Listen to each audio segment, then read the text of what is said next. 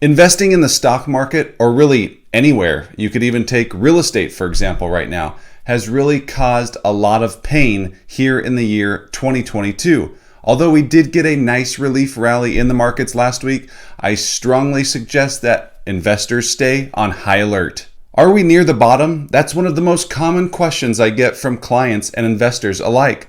I wish I knew the exact answer for you. Although I do not have my 2020s almanac. I got a little present for you.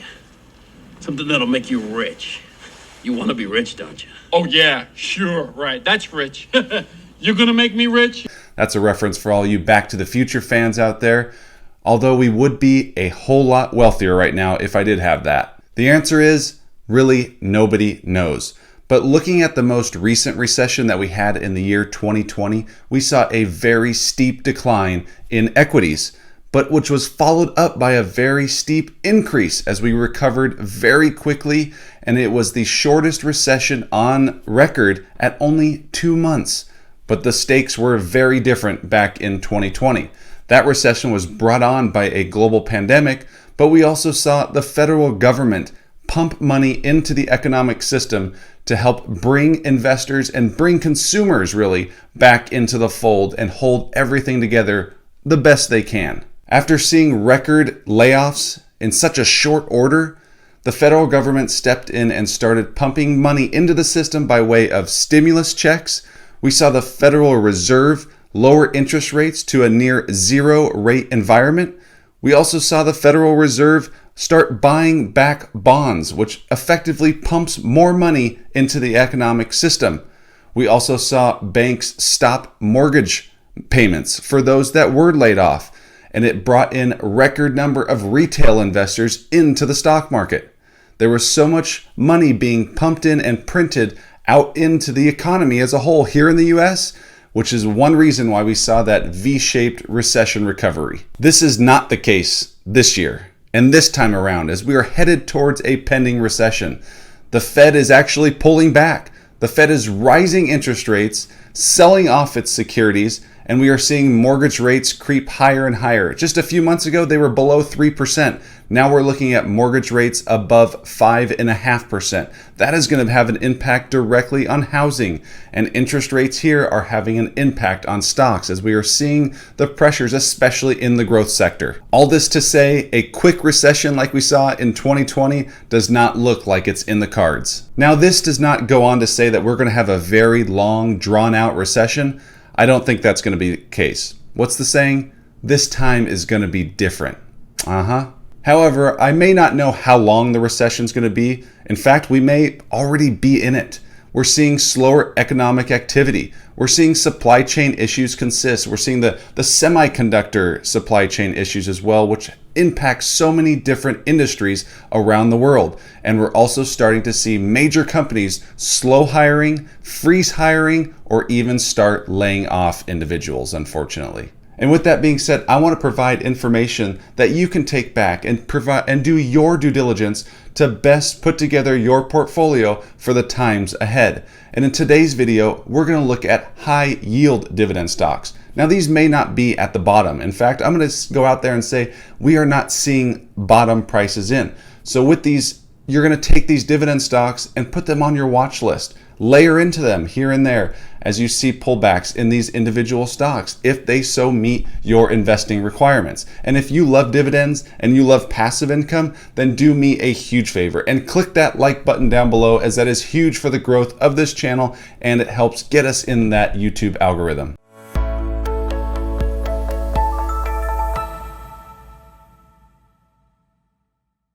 Hey everyone, thanks for tuning in again to the video. If this is your first time to the channel, my name is Mark Rusin. I am a CPA and not a financial advisor, so please perform your due diligence on any stock mentioned in today's video.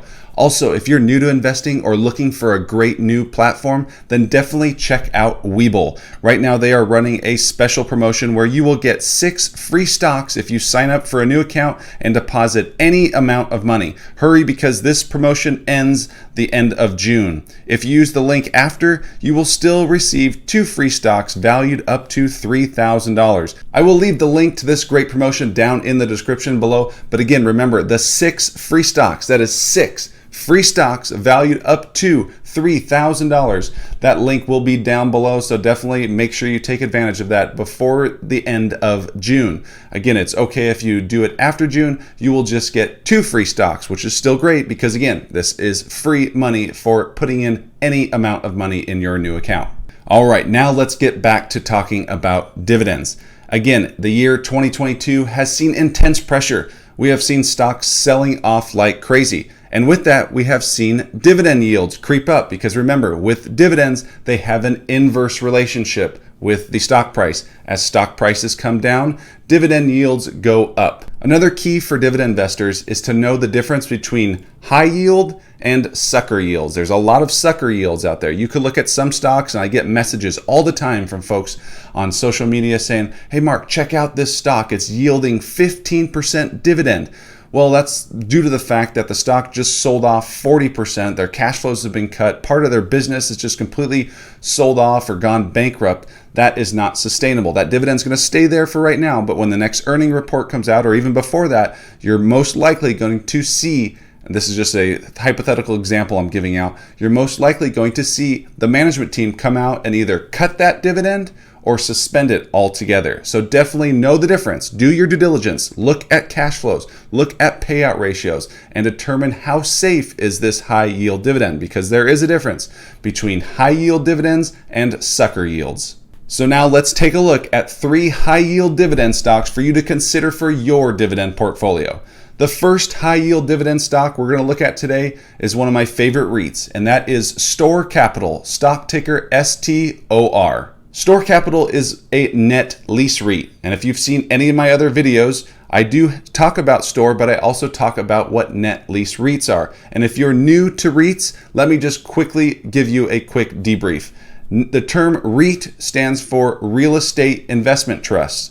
They have to follow a set of rules. There's a whole set of rules that these REITs have to follow in order to obtain or keep their REIT status. And what you get for having a REIT status is you do not get taxed at the corporate level. Everything is passed through. And one of the things that you have to do is pay out 90% of your taxable income back to shareholders in the form of dividends. This is one reason why you see REITs that typically have higher dividend yields. Also, as I mentioned, STOR Capital is a net lease REIT. This means that they buy real estate properties, they lease them out to tenants like a typical landlord does, but many of the typical landlord costs are passed on to the tenants as well.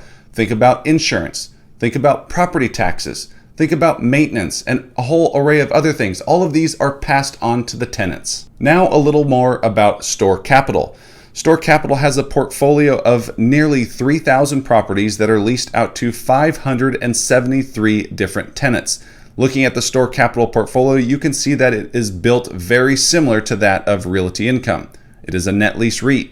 It has a very safe portfolio. 64% of the total rent comes from service-related tenants, 20% comes from manufacturing, 16% from service-oriented retail. So when you think about a coming recession, this is a very safe portfolio. These tenants are going to perform, for the most part, not all of them, but for the most part, service-oriented. These types of tenants are going to perform well regardless of the economic backdrop. The company is also well diversified in terms of the actual tenants. The largest tenant only accounts for 3% of total annual rent. Looking here at the top 10 tenants, you can see that these tenants account for 18% of total annual rent. To the right side, you can see that the top 10 industries based on rent, and many of these are recession-proof. Since going public in 2014, STOR Capital has made it a priority to continue returning money to shareholders, especially via dividends. The current dividend yield for STOR Capital is currently a very generous 5.7%. As you can see here, how the dividend has grown over the years with a 6.4% quarterly growth outpacing other close competitors, including doubling up that of Realty Income. This has taken place all while the payout ratio has continued to decrease, which speaks volumes as to the safety of the STOR Capital dividend. The company also has a very solid balance sheet that continues to gain strength, and the company has a BBB rated balance sheet that could and should get an upgrade here in the near future. In terms of valuation over the past 5 years, shares of STOR Capital have traded close to 17 times AFFO, which stands for Adjusted Funds from Operation. Remember, with REITs, we do not look at earnings per share due to the fact that things like depreciation are mixed in there. And with retail, you have tons of depreciation. So we want to add those back in and look and see what the normalized cash flows are. So with REITs, that's really what this is looking at, is normalized cash flows. So over the past 5 years, shares of STOR have traded close to a price to AFO rate of 17 times. On a forward-looking basis, as it stands right now, analysts are expecting 2022 AFFO to come in at $2.22, which equates to a forward price to AFFO of 12.2 times, suggesting shares are very undervalued right now compared to recent history. The second high yield dividend stock for you to consider for your portfolio is Verizon Communications, stock ticker VZ. Now, many of you are probably very familiar with Verizon Communications. They are one of the 3 largest wireless providers on the market today. When you think of wireless and you ask someone what their cell phone provider is, it's either going to be, most likely, Verizon, AT&T, or T-Mobile. Verizon Communications is a very common stock amongst high-yield dividend investors, or high-yield dividend ETFs. If you're going to look at some top 10 holdings of high-yield dividend ETFs, you're most likely going to find something like Verizon Communications. The company has held on tough during the year, only down 2% on the year and down 9% over the past 12 months. In a world where everything is revolving around technology and really just on your mobile device, well, Verizon is all intertwined in all of that. There are the people that are providing the data that you need, and they have built up the infrastructure over the years. This is a very tough industry for new companies to break ground into. That's why you've seen the leaders, these top 3, T-Mobile, AT&T, and Verizon, lead here in this mobile communications, wireless data communications for so many years. Something to know about Verizon, though, when you're looking at a specific stock, is these guys aren't a fast-growing company. And when I try and do these videos, I try and give options for you to look at for every type of investor that may be watching this. Some may be looking for some real estate exposure, and that's why we went over STOR Capital. Some may be looking for a more stable, just slow-growing, high-yield dividend stock. Well, that might be something like a Verizon Communications. So I'm always trying to give different options for different viewers. So Verizon is a slow-moving company. They also have a high amount of debt. So I want to see that kind of come down over the years. They've made acquisitions.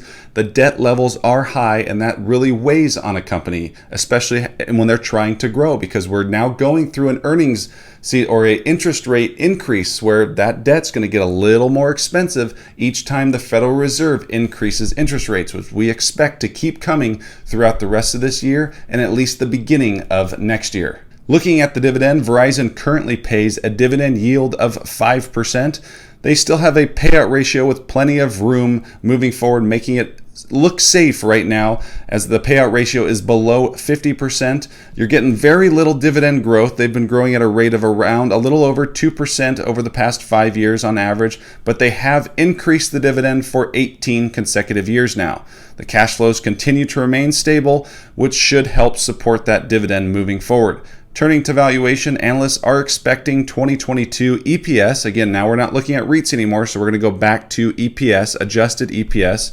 And analysts are looking for $5.41, which would be slightly up from last year's EPS. And at current levels, shares of Verizon are trading at a forward price to earnings ratio below 10 times at just 9.4 times.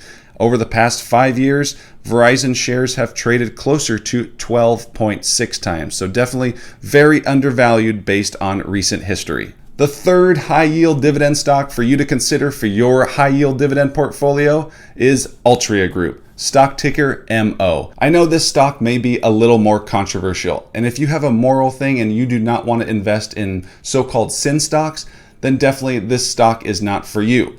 but I'm just looking at investments and valuations. There's a lot of arguments you can make out there for many different types. I mean, you could look at auto cars and different accidents, Teslas and accidents, Toyotas and accidents, alcohol companies, food companies. I mean, the list can go on, but we're not here to discuss that or debate that right now. So we're going to talk about Altria Group, which has actually been in the news as recent of last week, and not for the right reasons.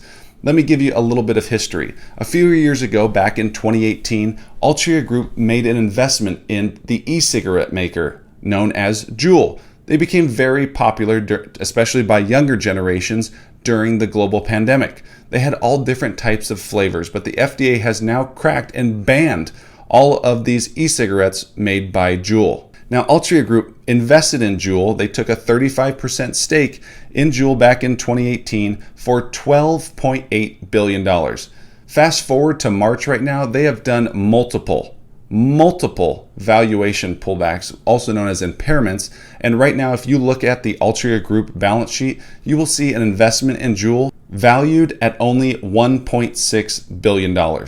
So the company has almost essentially written off the entire investment that they made in this company dating back to March, well before this news from the FDA that just came out. So there's not a lot riding on the financials of Altria Group, but they are connected to Altria Group.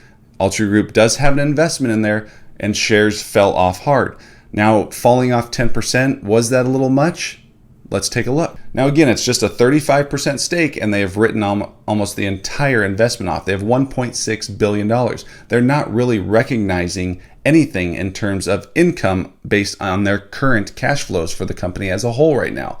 They made the investment in Juul to try and diversify. They understand that the cigarette volume is decreasing every single year, but that's also why they made this investment. And they've made many other investments that are trying to diversify the product and the portfolio as a whole. If you look at their portfolio as a whole, you will see things that are outside of the traditional cigarette brands. You'll also see a stake in AB InBev, which is, you think of Bud Light. We had already mentioned the Juul issues, but they also have a stake in Canadian cannabis company Cronos, which could be a big one once marijuana is legalized here in the US. So again, from a morality standpoint, if this isn't for you, no problem at all. But for those of you that are still interested, this could be a huge opportunity for a company that saw a big sell-off that may be overdone. Again, it was a 35% stake. Back in March, as of March, they only have $1.6 billion on the books, and they haven't even been accounting for any of the income that's been coming from Juul right now. So there shouldn't be that much of an impact on the cash flows, the revenue, any of that on the total books of Altria Group. In terms of that dividend after this sell-off, because if you remember, there's an inverse relationship. So as of last week, we were looking somewhere around, in the 7% range, but now the stock price came flying down 10%, which ticked up the dividend yield. So right now, Altria Group, the dividend is sitting at a juicy 8.3% dividend. Now with higher dividends, you typically have a higher payout ratio. So Altria Group has a payout ratio of 76%. So definitely plenty of room, but still something to watch closely. Also, the company has increased the dividend for 18 consecutive years now, and over the last 5 years, they have boosted the dividend 8%. Now turning to valuation after that big sell-off, on a forward-looking basis, the stock trades at just 9 times forward earnings. Over the past 5 years, shares of MO have traded closer to 14 times. A write-off of the remaining $1.6 billion in Juul does not warrant this sell-off in my opinion. So there you have it, folks. 3 high-yield dividend stocks for you to consider for your portfolio. STOR Capital is probably the safest here on my list, in my opinion. So that is going to be a REIT. STOR Capital, it has a very diversified portfolio, which we looked at, built very similar to that of Realty Income. Then you also have Verizon Communications, which you think they've built out the infrastructure for wireless, data, all of that stuff there. It's going to be a slow moving company. You're going to get slow growth, slow dividend growth, but you get that stable dividend yield, that 5% yield. And then you have the high risk, higher reward, sin type of stock with Altria Group. Big sell-off last week, but was it warranted? I don't believe so, in my opinion. You're getting over an 8% dividend yield that is still well covered, and trading at just 9 times forward earnings, it may be worth taking a little nibble here and there of shares of Altria Group. I hope you enjoyed the video, and again, if you haven't done so, definitely click that like button down below and take advantage of that WeBull promotion. Again, it only lasts for those six free stocks that you could get valued up to $3,000. Definitely click on the link down below and get that promotion when you open a new account and invest any amount of money. Again, I hope you enjoyed the video. Thank you for watching, and we will see you next time. Take care.